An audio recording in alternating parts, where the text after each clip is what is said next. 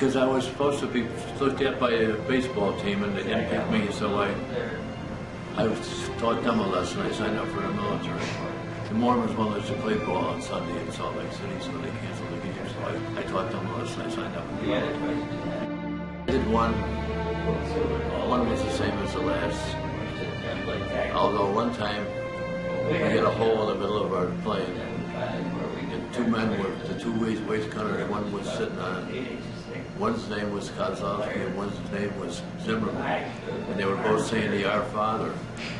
And I didn't think much about it until we get back to the base, and I said to him, I understand Kozlowski saying the Our Father, but I couldn't understand you saying it because he was Jewish. He says, it sounded pretty good at the time. That's all he said. In other words, we were all scared. One time we didn't do something unkind, but we did. We had a little dog. He was a squadron pet. Well, the guys figured he should have a rank like the rest of us, so they took him up in the airplane. They had what they call the riggers. They made a special parachute for him. But we got them out of the parachute. Of course, when the colonel found out about it, he raised plain English to raise hell with all of us. It was an unkind thing we did, but we kept Sergeant Stripes. He belonged to the squadron. Probably when I went to the dance and met my wife. That little brown-haired girl was sitting there. I asked her to dance. I was invited to a British wedding, and that's where I met her. I guess it was catchy. So, met her, and we got married after the war. We had 65 good years together. And I lost her a couple of years ago. And I was very lucky. I had the best doggone wife a guy could ever have. I'll tell you a real quick story about it. We had a fellow that he was in our place. He had a girlfriend, and he'd sneak in the back door late at night so we get checked out, you know. So the guys thought they'd play a trick on him, so they get a swan. And how they got him, I could never tell you. They put the swan and got the covers over the swan. And when he come in late, he pulled the covers back in that big swan with those big wings. Scared the dickens out of him. He walked up and down the barrack and he says, whoever the dad's got to fight me. Well, nobody's going to open their mouth because he was the toughest guy in the barrack.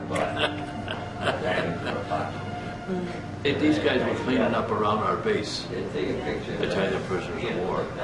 And they were marching by, and I made a mistake. I said to him, "Come sta paesano?" And he thought I spoke Italian, which I didn't. It was the only thing I knew how to say. It was, how do you do, you know? So he said to me, "You got cigarettes, Yank?" I didn't know it was going to be the boot of Italy, so I gave him a pad in Chesterfield, and he gave me the cigarette lighter. I had it all those years. One time, at the ball bearing plant in Schweinfurt, Germany, and we lost 100 planes. That's 1,000 men. And when what they call a grave registration comes and picks up the footlockers. It was a sad morning to see them come and pick those footlockers up because that was a friend of yours. And then one man left us. He had his father's watch, and he left a note in the bag. If I do past that, when I take his watch to his pocket. But as I say, we had some good times, we had a lot of fun, besides bad times.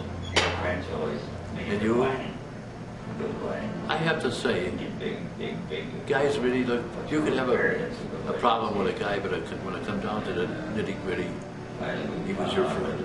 We all looked after each other, which was good. That's probably why we won the war. These guys did look after each other. You were all brothers.